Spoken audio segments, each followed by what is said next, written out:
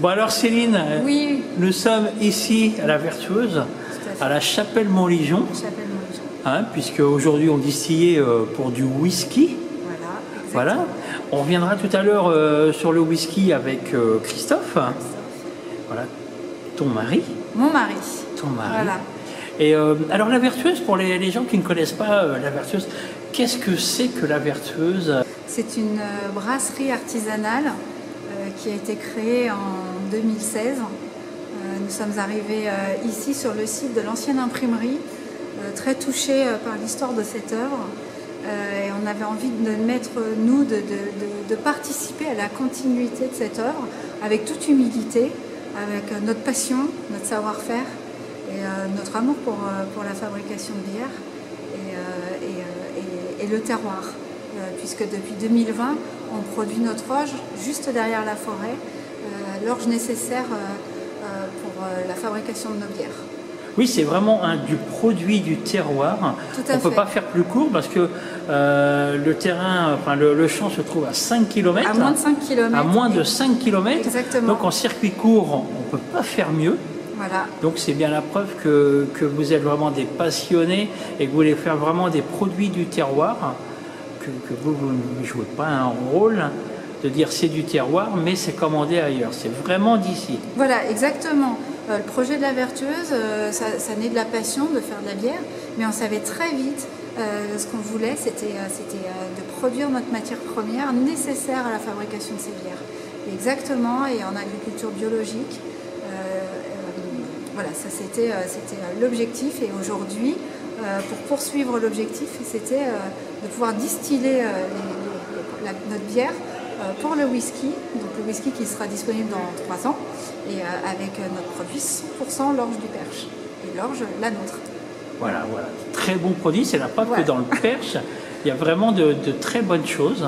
Oui, bah, je pense qu'on est gâtés, hein, que ce soit en céréales, que ce soit en viande, que ce soit en fromage, en produits laitiers, je pense qu'on est vraiment hyper gâtés sur tous les confrères dans l'alimentation, la boisson. Il y a un gros potentiel ici. Et en plus, c'est vrai que le village est agréable, on vient de dire. Oui, alors on a un cadre exceptionnel, hein, avec un espace pour pouvoir permettre notre fabrication, le stockage de l'orge, tant le malt que l'orge qui a été moissonné là, que tu vas pouvoir voir il y a cet été. Oui, et il règne aussi dans cet endroit, voilà, alors je ne vais pas dire des ondes positives, mais une vraie dévotion pour ce prêtre qui voilà, il y a plus de 100 ans, a pris son bâton de pèlerin et est parti chercher des fonds pour pouvoir bâtir cette œuvre. Et il y avait une vraie dévotion pour donner du travail aux villageois. Et ce qu'on pourra, nous, dans le développement de la Vertueuse, on espère et on aspire aussi sur les traces, en toute humilité, sur les traces de ce curé, en fait, qui a tout voulu faire pour son village. C'est un peu un modèle. Oui, clairement, c'est un modèle. Clairement, voilà. Il y a 100 ans, il n'y avait pas les réseaux, il n'y avait pas les outils de communication. Il y est allé avec son grand cœur et sa grande foi pour les hommes. Alors, vous, qu'est-ce qui fait que vous êtes installé à la Chapelle Montligeon, d'ailleurs? Pourquoi parce qu'en fait, on était amis avec... on a commencé à faire de la bière à la maison, comme beaucoup de brasseurs. Hein. L'idée n'était pas de commercialiser cette bière. On l'a fait, il avait une passion à 40 ans. Il s'est dit, voilà, si je ne fais pas de bière, je ne le ferai jamais. Donc, on a installé des cuves. Il s'est octroyé une pièce à la maison qui était normalement une salle de bain pour pouvoir faire... sa bière, et en fait on était amis avec un prêtre du sanctuaire, et quand il venait à la maison, souvent il nous disait, mais vous voulez pas la commercialiser, vous voudriez pas, il nous a parlé de ce site, en fait, de cette imprimerie, de ce site qui est resté, c'est 10 000 m² qui est resté vacant. Alors on n'occupe pas 10 000 m², hein, mais on a bien presque 1000 m², et du coup il nous a parlé de ce projet, le projet des ateliers Buguet, et nous, entrepreneurs dans l'âme, on s'est dit, mais pourquoi pas. Banco, voilà, on fonce. On y va, on a l'esprit entrepreneur, on verra bien. Et en fait, aujourd'hui, la Vertueuse, on en est là avec le bouche à oreille. Voilà, c'est vraiment les clients j'ai pas de force de vente voilà, qui est proactive. On a vraiment là du bouche à oreille et on s'est laissé porter par notre passion. Voilà. Alors vous, ce qui vous intéresse, hein, c'est pas vraiment de commercialiser du produit à grande échelle, même si c'est toujours intéressant, mais c'est vraiment de garder le côté artisanal du produit. Pour vous, ça c'est super important. Ah oui, alors ça c'est, comme je l'ai dit auparavant, effectivement, l'objectif était de pouvoir proposer une bière locale. On dit une bière locale, mais à part le brasseur et l'eau, on peut dire qu'il y a quand même un grand pourcentage de brasseries aujourd'hui où la matière première peut venir de Belgique, même si avec le développement des microbrasseries, il y a quand même la profession qui se développe, donc des malteries. Il y a une malterie en Normandie, donc c'est celle-ci à Bayeux qui nous malte notre orge. Mais effectivement, l'objectif pour nous n'était pas d'atteindre des milliers d'hectolitres en production, mais bien de pouvoir maîtriser et de produire l'orge qui était nécessaire à la fabrication de notre bière. Et aussi développer la distillation. Aujourd'hui, de pouvoir distiller et de proposer dans quelques années des distillats avec l'orge produite à 5 km, en l'occurrence la nôtre. Pour vous, mieux faire du bon produit, mais en faire moins. Exactement, c'est pas vraiment la course au volume. Alors combien est-ce que vous sortez de bière par mois, par exemple, ici à la Vertueuse? Nous, on a une capacité aujourd'hui de production de 5500 litres par mois. Donc, soit avec des conditionnements différents, donc en bouteille ou en fût.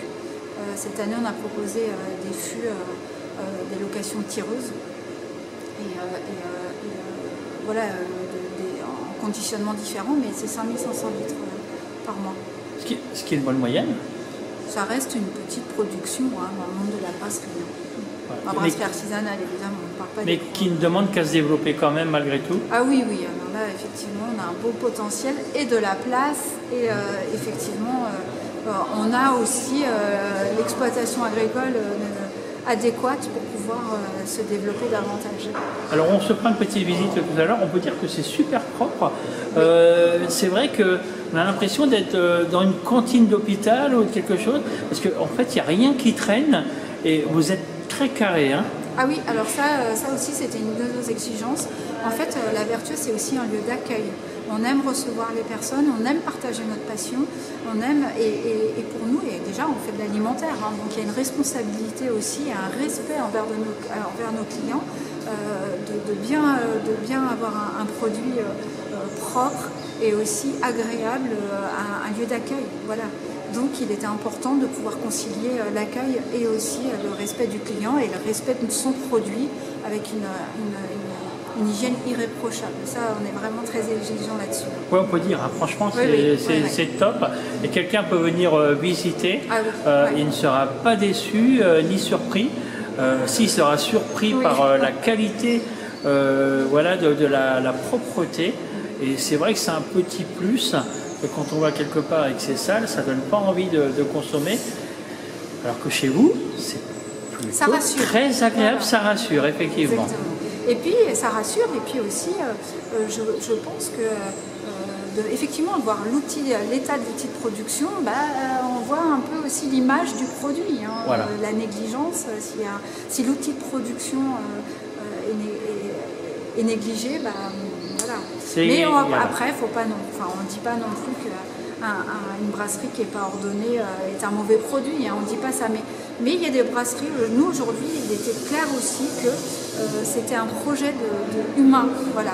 On est venu pour les ateliers Bouguer, pour ce projet humain, et la brasserie, on voulait en faire un lieu de rencontre.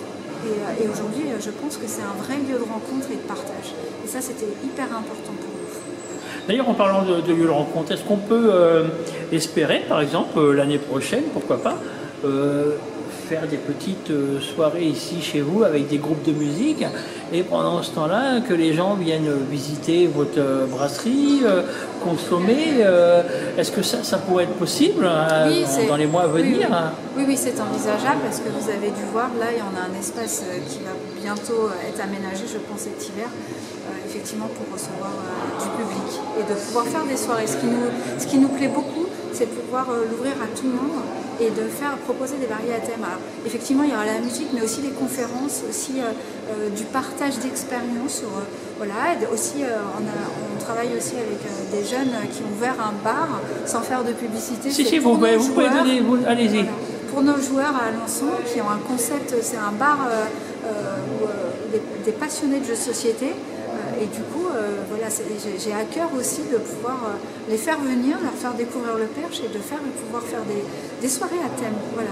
Mais autant un ami astronome qui va nous partager sa passion sur l'astronomie, autant un groupe de musique et autant aussi des choses un peu plus ludiques sur des jeux de société. Voilà, en partenariat toujours avec des passionnés en fait. Ça attire un peu du monde de divers milieux. Exactement.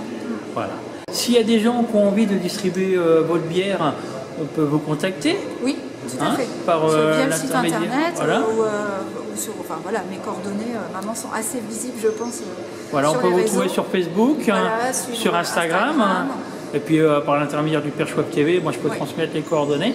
Et puis s'il y a des gens qui ont envie de distribuer votre excellente bière, parce qu'elle est très bonne, on l'a goûtée tout à l'heure.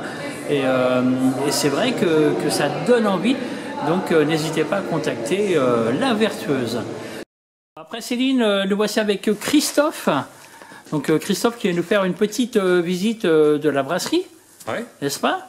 Alors où est-ce que nous sommes ici, Christophe? Alors ici on est dans l'endroit où l'on stocke l'orge récoltée de cet été.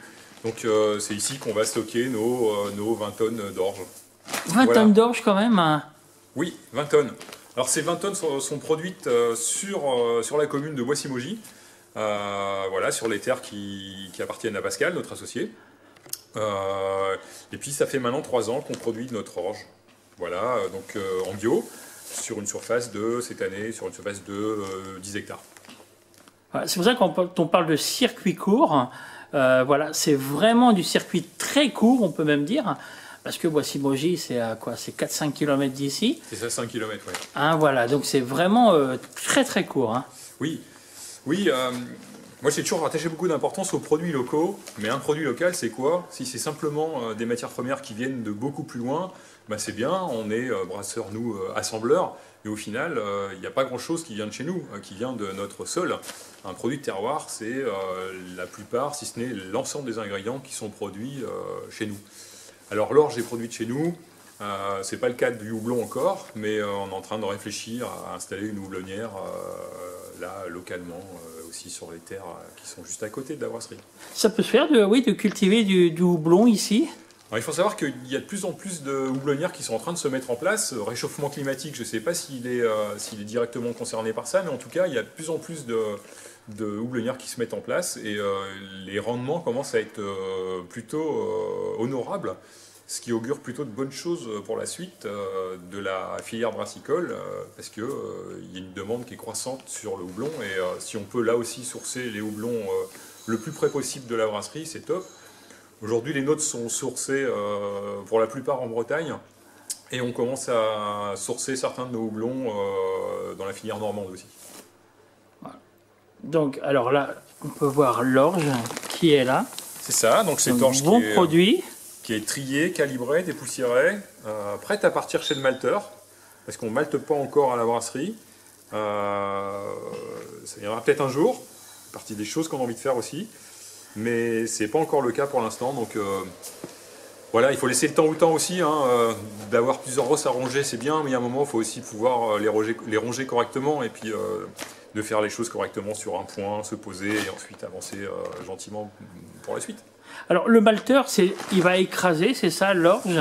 Alors non, il ne va pas l'écraser, il va lui faire subir une succession de trempage et de séchage, de telle sorte qu'il y ait une réaction enzymatique qui va se passer à l'intérieur du grain et elle va commencer à germer. Et à l'intérieur du grain, donc il y a des choses intéressantes, je vais vulgariser, mais il y a des choses intéressantes qui vont se passer, et notamment qui vont transformer l'amidon en sucre fermentescible. De façon à ce que, à la fin du process de maltage, le brasseur puisse utiliser cette orge et essayer d'extraire au maximum les sucres fermentescibles qui vont pouvoir être utilisés. Alors, ici, à côté de l'orge, voilà, il y a l'endroit où toutes les bières sont stockées, comme nous a dit Céline tout à l'heure, c'est 5000 litres, c'est ça, par mois à peu près? De production, oui, c'est ça. Hein après, c'est plus Céline qui est dans les chiffres, moi je suis plutôt dans l'exécution. Mais oui, il me semble que c'est ça, c'est à peu près 5000 litres qui sont faits par semaine. Ouais. Donc on va passer dans la brasserie, voilà, où il y a c'est une, vous avez peut-être expliqué tout à l'heure, mais il y a une salle de brassage qui a une capacité de brassage de 6 hectos. Et puis voilà, une cuverie qui nous permet de passer 55 hectos de bière. Voilà, alors comme je disais tout à l'heure, c'est vraiment très très propre hein, chez vous. On a vraiment l'impression d'être dans un hôpital, hein, parce que c'est vrai qu'il n'y a rien qui traîne, tout est vraiment carré. On travaille en alimentaire, l'idée c'est aussi d'être, en tout cas de mettre en confiance aux consommateurs. Il faut faire un bon produit dans un bel environnement, je trouve que c'est important. Alors le local est propre, moi j'y attache beaucoup d'importance. En dehors du local, on a aussi le lieu, le Sanctuaire de Montligeon, qui est lui aussi plutôt un bel endroit, enfin même un très bel endroit. Ah oui, très bel endroit. Voilà. Oui. Donc tout ça, je dirais que ça apporte des bonnes vibrations. Si on travaille dans un endroit propice à l'invention, parce que c'est propre, parce qu'on n'a pas à se soucier de savoir si les choses sont faites correctement, si les choses sont rangées à droite, à gauche. Voilà, quand tout est rangé, quand tout est propre, on arrive et on se consacre pleinement à la recherche et au travail. Alors ici, on retrouve, voilà, c'est la ligne d'embouteillage ici, c'est ça? C'est ça. Là, on est sur la ligne d'embouteillage. Voilà, donc une ligne d'embouteillage plutôt bien dimensionnée pour une capacité de production comme celle que l'on a. L'idée pour moi c'était de ne pas passer trop de temps à l'embouteillage parce que c'est des tâches qui sont chronophages, qui ne sont pas super excitantes, même si ça fait partie du boulot. Donc l'idée c'était de faire ça le plus rapidement possible, proprement mais rapidement. Donc un poumon qui nous permet de mettre suffisamment de bouteilles en attente, une pince de dépalletisation là-bas au bout. Ensuite, on étiquette, on contre-étiquette avant l'embouteillage. Ensuite, eh bien, on va embouteiller sur une embouteilleuse de 9 becs. On a une capacité de passage de bouteilles de en gros, entre 1500 et 2000 bouteilles heure. Alors aujourd'hui, c'est tranquille, mais d'habitude, ça y va, quoi. D'habitude, ça y va, oui. Oui, il faut faire en sorte d'embouteiller rapidement pour pouvoir remplir à nouveau les cuves. Voilà, de passer 2 heures, nettoyage compris, à embouteiller, 2h30, moi ça me va bien. De passer une journée, ça me va moins bien. Voilà, je ne dis pas que c'est pas bien, hein, c'est aussi une tâche qui permet de réfléchir, répétitive. Bon. C'est pas la plus agréable. C'est pas la plus agréable, il vaut mieux être dans la transformation, dans la réflexion sur des recettes parce que c'est plus important. Donc dans chaque cuve, il y a une bière différente.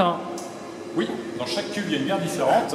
Et quand la cuve est vidée, on peut mettre une autre bière que celle qui l'a précédée. Voilà, il n'y a pas une cuve dédiée à une recette spécifique, en tout cas pas chez nous. Je sais que ça se pratique dans certaines brasseries, mais nous on ne fait pas comme ça. Parce que ça a une rotation qui sont un petit peu différentes en termes de temps passé en fermenteur. Donc voilà, ça ne pose pas de problème particulier. Après un bon nettoyage, une bonne désinfection, on peut à nouveau remettre un autre mou dans un fermenteur. Oui, c'est ce que j'allais dire. Par exemple, dans cette cuve-là, voilà, on peut faire de l'ambré. Et puis voilà, vous nettoyez et après vous faites de la blonde. C'est ça. Il n'y a pas de préférence. Après, il peut y avoir des préférences de taille et de volume de cuve en fonction de ce qu'on a envie de faire, en fonction du contenant dans lequel on va le mettre. Si on a envie de faire du fût ou si on a envie de faire de la bouteille, on va choisir en fonction de la saison une 10 hectos ou une 5 hectos. Alors ça sert à quoi cette machine-là? Alors ça, c'est un petit peu en bazar, mais c'est la salle de brassage. C'est là qu'on va mettre nos grains, qu'on va additionner nos grains avec de l'eau, de façon à pouvoir extraire du sucre, extraire un mou. C'est un gros thermomix, je fais un petit peu de publicité au passage. Mon épouse a voulu le sien, mais écoutez, moi j'ai eu le mien aussi, un peu plus gros. Mais voilà, c'est un petit peu la même chose. Donc on régule les températures, on pilote des températures, des durées. On a l'impression que c'est très compliqué, ça reste relativement simple à l'utilisation, à l'usage. C'est des vannes à tourner. On a tenu à tourner les vannes manuellement, non pas parce que c'était plus économique, mais parce que ça nous permettait, en tout cas aux opérateurs, de bien comprendre ce qui se passait et pourquoi ça se passait comme ça. Voilà, donc on est plutôt très content de cette machine et des gens qui sont derrière ces machines. D'ailleurs, on n'a pas parlé de la conception de la bière, parce que ça aussi, je présume que c'est le plus de travail pour concevoir une bière. C'est ce qui met le plus de temps. Alors, la concevoir, c'est quoi selon vous? C'est réfléchir à une recette ou... Voilà, réfléchir à une recette, trouver le goût. Alors, réfléchir à une recette, c'est très vaste, ça peut durer très très longtemps en fait. On peut tâtonner pendant un paquet de temps sans jamais réussir à toucher du bout du doigt ce qu'on cherchait exactement. Et puis un jour se dire ça y est, c'était ça, et il fallait que j'ajoute cet ingrédient en plus. Donc ça c'est assez aléatoire. Ça peut durer plus ou moins longtemps. Et des fois on peut tomber directement sur ce que l'on cherchait. Ça arrive assez souvent. Ensuite, la conception étant réalisée, il faut faire cette bière. Il faut entre 6 et 8 heures pour faire une bière une fois qu'on a commencé à casser le grain et jusqu'au moment où on va pouvoir enfuter. En tout cas, entonner dans un fermenteur, il va se passer entre 6 et 8 heures. Oui, ce qui paraît peu, mais ce qui est beaucoup. C'est peu et en même temps c'est peu et beaucoup. C'est vrai, quand on compare les 8 heures, 6 à 8 heures qu'il faut pour fabriquer cette bière, comparé aux 8 à X semaines minimum de fermentation, oui, effectivement, ça paraît peu. La bière, c'est un métier de patience, mais comme beaucoup de métiers de liquide alimentaire, je pense au vin notamment, c'est des métiers de patience avant de savoir exactement ce qui va ressortir de notre travail. Il se passe un petit peu de temps. Et c'est aussi pour ça que c'est bien, parce que ça nous permet de nous poser de temps en temps et de nous dire que de toute façon, on saura que quand on aura attendu le temps voulu. Et ça permet aussi de reprendre conscience du temps qui passe. Dans cette société d'immédiateté, c'est assez, je ne vais pas dire jouissif, mais c'est assez intéressant en tout cas. Donc il y a combien de bières qui existent à la Vertueuse? Vous en avez fait combien de... Alors actuellement, on a constamment à la gamme 10 recettes.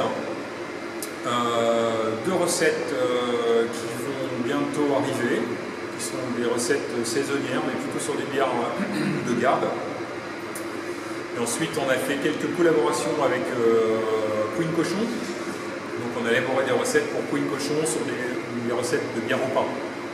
Donc ça fait aujourd'hui 14 recettes. Quand tout à l'heure tu parlais de bière de garde, qu'est-ce que tu appelles bière de garde? Alors c'est une bière qu'on va pouvoir conserver plusieurs années après son embouteillage. Pourquoi? Parce que très souvent elle a un taux d'alcool qui est relativement élevé, qui permet aussi donc sa garde.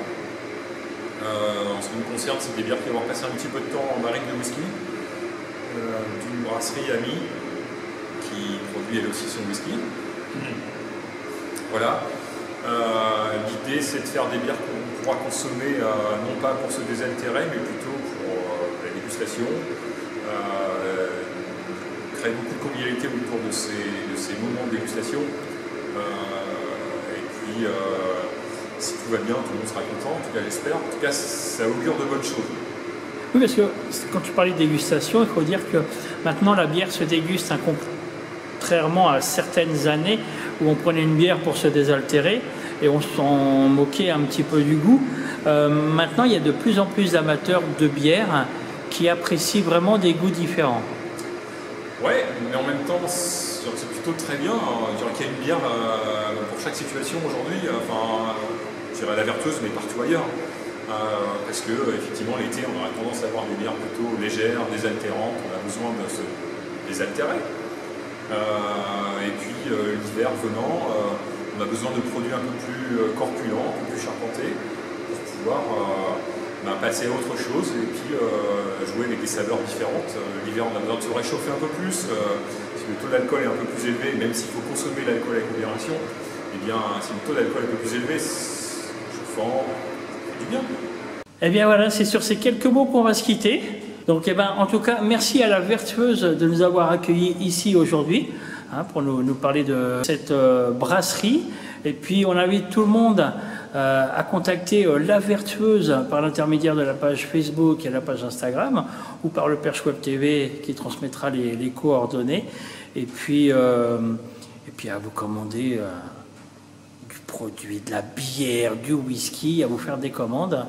Et puis à venir visiter ici, parce que vous faites des visites, hein, c'est ça hein? Oui, c'est ouvert au public. On est content de montrer l'environnement dans lequel on travaille. Tu parlais de propreté du lieu, je parlais aussi du sanctuaire. Donc on est content aussi de montrer où tout ça se passe. Et puis moi en tout cas j'attache beaucoup d'importance à l'ouverture dans la brasserie. Il faut qu'on puisse expliquer ce que l'on fait, comment on le fait, et puis essayer de faire comprendre aux gens que nous autres petits artisans, on essaie de travailler du mieux qu'on peut pour avoir un produit qui soit le plus qualitatif possible. Eh bien voilà, c'est sur ces quelques mots qu'on va se quitter. Et merci à toi Christophe, merci à Céline, merci à Christian. Et puis on se dit à bientôt ici à la Vertueuse, à la Chapelle Montligeon. Merci à beaucoup. Merci beaucoup. C'est pas grave. Une respiration et tu reprends. Non, ça y est. Alors, tu vas me poser une autre question. Je vais revenir de. Ouais. C'est une microbrasserie. Enfin, voilà. Tu vois, là, j'y arrive plus. Alors, nous sommes ici à la Vertueuse. Exactement. Donc il y a vraiment de très bonnes choses dans le Perche. Tu veux que j'ajoute quoi? Comme tu veux. C'est ça. Cette doctrine sociale, là je me suis emmêlé les pinceaux. Donc...